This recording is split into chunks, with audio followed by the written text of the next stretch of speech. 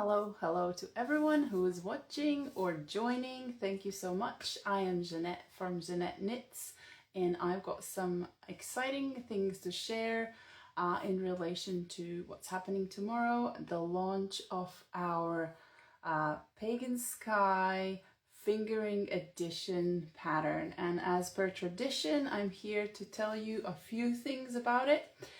If you're joining on the live and you have questions, please feel free to interrupt by adding a comment, and I will do my best to see and reply. In the meantime, I'm going to tell you all about the inspiration, the gauge and needles, and most importantly, the yarn that's suitable for this. Then cover the construction and techniques used, the sizing and the charts, and any possible modifications that you could do with this pattern. So first of all, Pagan Sky is not an original new design. It's actually a remake. Hi to Chile. Of my first ever colourwork yoke sweater, which was the Pagan Sky. And that uses DK weight yarn, and it came out, it was released more than 2 years ago. At the time, I was still practicing color work. I had been dreading restarting color work for a very long time, and sort of forced myself to overcome this fear. And I started with DK weight yarn. I assumed that that's the most go-to yarn for most knitters to do color work, but after I did an Instagram poll asking people what's their favorite yarn for color work, actually fingering weight and sport weight was slightly on top. I mean, all three are almost equally loved. So yeah, I started correcting my course and adding a few fingering weight designs to the selection. And I had received a few questions about the Pagan Sky, if it was available, if it was possible to make it in fingering weight. So I decided that I have to just bite the bullet and make a fingering weight version of this. So the original design was inspired very much by Latvian folklore and mythology, and you will see a lot of a selection and collection of all sorts of symbols that is present in our Latvian heritage, from sun and stars and austraskoks, and a lot of them I've used since and featured separately, but this one is just what's a nice word to say, concoction of majority of them in one design. And it's still the most popular and the most loved design of the colorwork yoke sweaters to date. So this is the fingering weight version. It uses the same very similar chart that's used for the DK version, but this time it also offers a cardigan option as well as a pullover option. The cardigan option is a steeked cardigan, so you work it in the round and then you secure the the edges before you cut it in half, and then it's final. And another option that this pattern offers is a close neck versus a wide neck. So you can choose. I have made the close neck cardigan option, but you can make a wide neck cardigan or a close neck pullover, etc. So that it's really essentially 4 patterns in one. The other difference from the original is that the original had only 6 sizes, and this one is in a bigger size range. So we have 8 sizes. And the finished bust circumference for the pullover is 86.5 centimeters. That is almost 90 inches, all the way to 155 centimeters, or 63 inches in finished finished circumference. I mean, the pullover is slightly less because it doesn't have the button band, and the cardigan is roomier. I also love the cardigan because I can open it, and we've had such a hot summer, as hot as it can be. Even the September is record temperatures. Really value the option to just open it up. Yeah, so that's another difference. So the size range is a bit bigger. And the third difference is that in the original design, I was really a perfectionist, so I wanted the symmetry and the number of pattern repeats for all the sizes to be the same. So there's always, I think there's 12 or 12 around for every size. So that meant that the chart for each size was different, and it grew in width as the size increased. Whereas for this fingering weight version, I've kept it very simple, and all sizes use the same chart.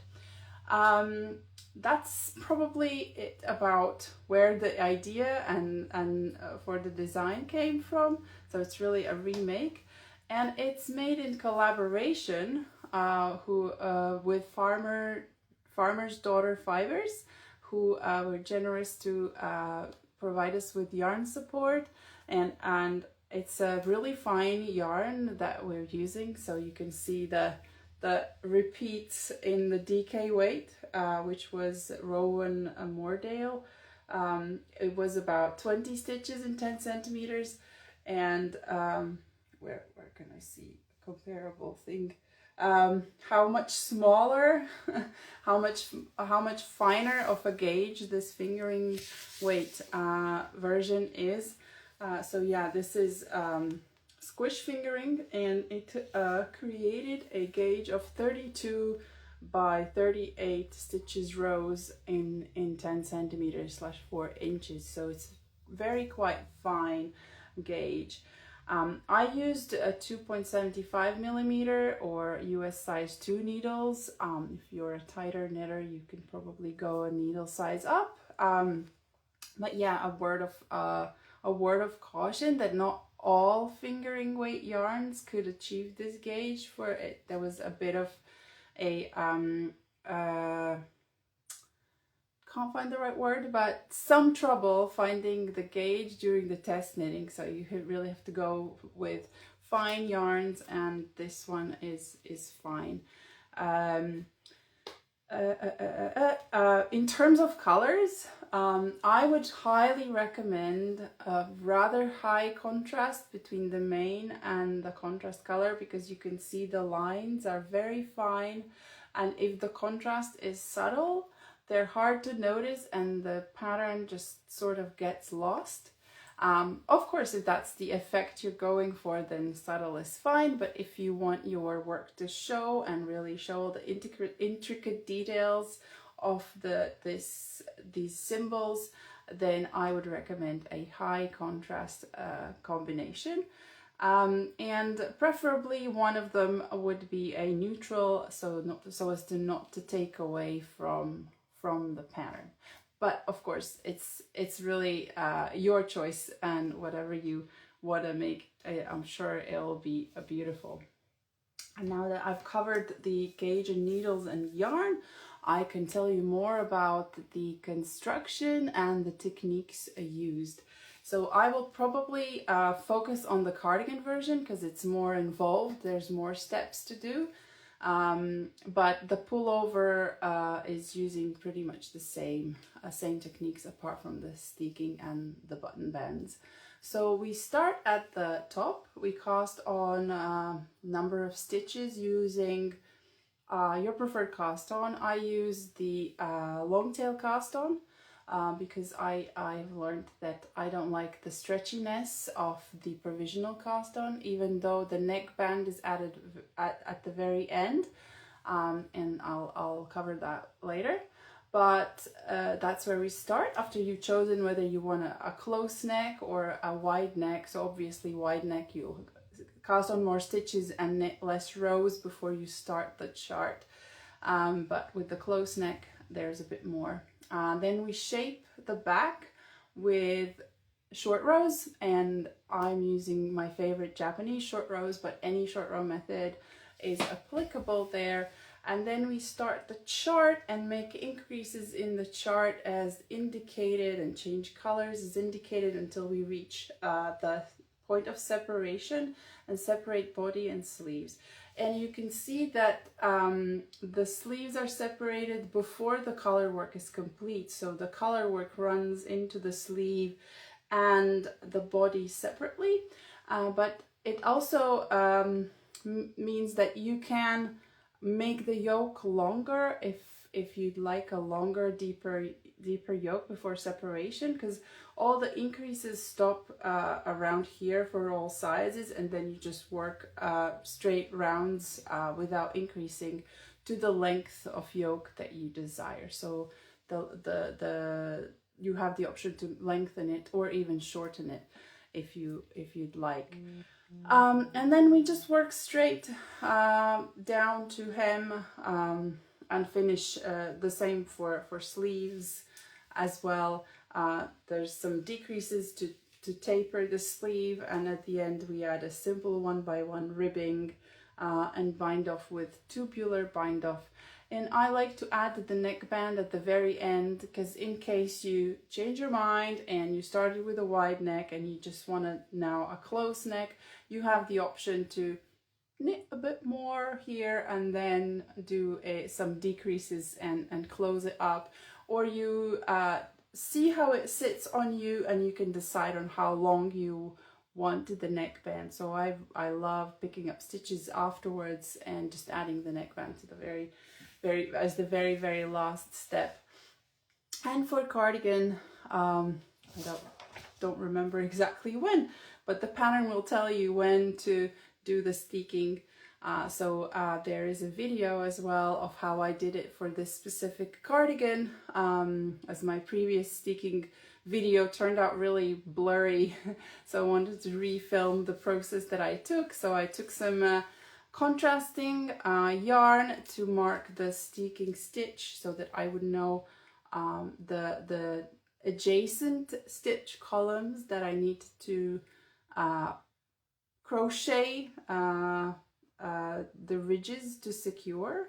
And once I had done that, I could pick up the stitches for the button bands, and to mark the right stitch column to pick up, I again used contrasting yarn to thread throughout the height of the cardigan, picked up the stitches before cutting, and I then knit the button bands, including a 1-row buttonhole, which also has a video because it's my favorite buttonhole. But of course you can use a yarn over buttonhole or whatever buttonhole takes your fancy, or use snaps because the button band is quite fine, and some people prefer to use snaps as well so that there's nothing showing. And at the very end, because I was afraid that it might come undone, I added a satin ribbon in the inside and seamed it to hide the steeked edges. But if you're using very sticky yarn, you probably don't have that problem, and you can omit this step. And then you weave in the ends, and voila, it's done. I guess so. At some point, you also need to sew in the buttons, but for the cardigan version. Regarding the chart, so as usual, also in this pattern we've included 2 versions of the chart. One is on a dark background with light contrast color, such as my version, and there's an alternative chart on a light background with dark contrast color, so you don't have to twist your brain during the knitting. That option is there. In terms of the possible modifications, so as this pattern already offers you options to follow for the neckline and for whether it's a pullover or cardigan, the modifications that you could consider, as I've already said, you could make the yoke longer before separation or shorter. You could make short sleeves, or you could add some waist shaping if you don't like a straight silhouette after separation, as some testers have done. You could probably pick a different ribbing if 1x1 isn't as fancy, like twisted or whatever takes your fancy. And because the neckband is added very at the very end, you can also oh yeah, I forgot to mention that the neckband is a double. You work it to half its height, and then you add a purl row. Well, you purl so that you can easily fold it, and then it's joined to the base. Live stitches are knit together and bound off at the same time, and there's a video of this technique as well. But the reason I bring that up is because if you don't find that that's something that you'd like to do, you could make a very easy neckband that is just a single layer, or again change the ribbing to suit you, or add a seed stitch neckband, whatever takes your fancy. So yeah, that's about it about the pattern, and that it comes tomorrow. So if you are a newsletter subscriber, watch out for the newsletter that contains your exclusive discount code for the introductory discount, but we'll be running a general introductory discount as well. So stay tuned here on Instagram for the code. We'll also be gifting this pattern to the 5 lucky winners that guessed correctly back in the summer. Oh my goodness, when was it?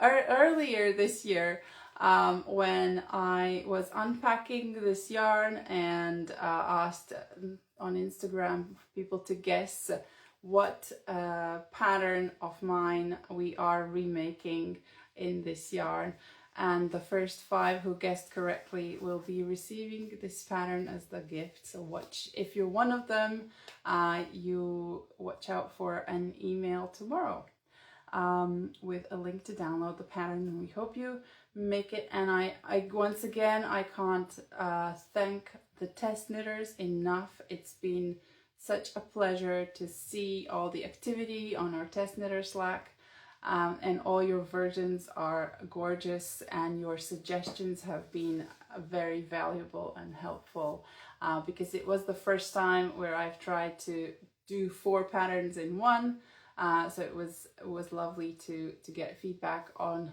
that. And that is it. I've run out of things to say. Once again, this is the fingering weight edition, and here is the original Brother DK weight that you can already buy on Ravelry or on our website or Etsy for some time. And we look forward to sharing this with you tomorrow. Thank you so much, and I'll see you next time.